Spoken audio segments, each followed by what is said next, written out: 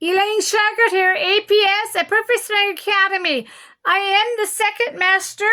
Daniel R. Shauger is the first master in the whole world of golf with his down and up. He's teaching you a completely different way of hitting the golf ball.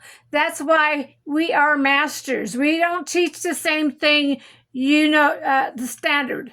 Here's Daniel, your master, talking about the tempo.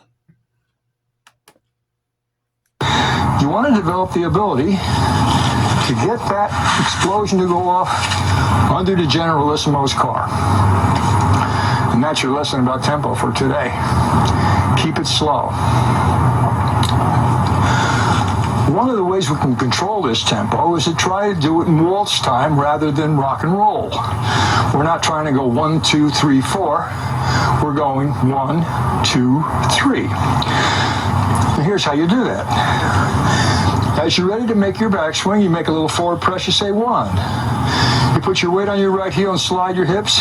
Take the club to the top and say 2. On your downswing, say 3. You can get that nice 1, 2, 3 tempo. Your swing will have a nice pace. You'll find it much easier to make the explosion go off where you want it to go off.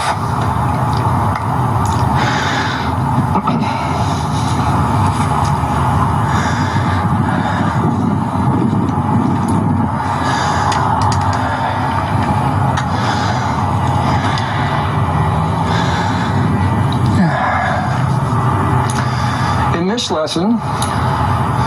this lesson, I'm going to explain to you a bit more about how the legs function as posts. Now, you can think of your legs as 2 posts with the hinges in it and a ball socket on top.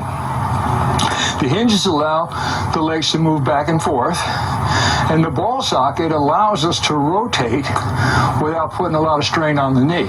Whereas if we tried to hold this and turn, you're putting a huge amount of strain on the knee. So we're allowing ourselves to go on a post and then rotate in behind the ball. Then we shift to the other post and we rotate again in through the ball. So to better understand that, let's learn how to make the legs post.